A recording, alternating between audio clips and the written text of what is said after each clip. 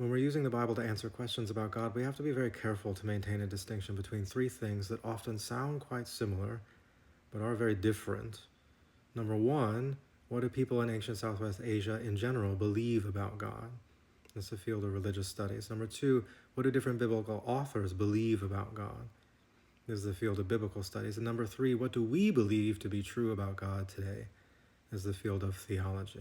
And you're probably going to get, for any given question, different answers when asked on different levels, 1, 2, or 3. So this question, does God change? Well, asked on level 1, do people in ancient Southwest Asia in general believe that deities change?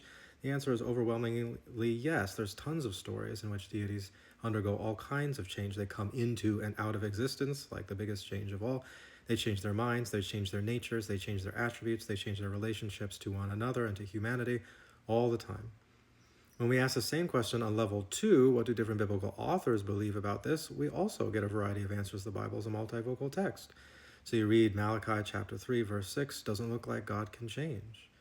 You read Genesis chapter 6, verse 7, looks like God can change. You have to be able to change to regret something. That's how that works. But then you ask this question on level 3, what do we believe about God today? Does God change? I don't know. Ask yourself, do you think God changes? I don't. I have a very classical kind of theism. I think God is immutable and impassible. But we shouldn't then take our answer to this question on level 3 and then just pretend that's the answer on level 2 and 1. You can't do that. You're just going to confuse these different questions. Great, you believe God doesn't change. That doesn't mean every voice in the Bible believes the same thing, and vice versa.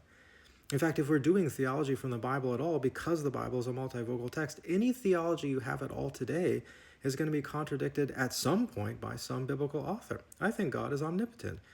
Does every biblical author think God is omnipotent in every circumstance? No, absolutely not.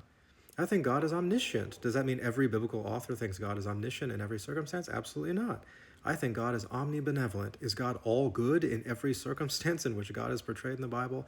Absolutely not.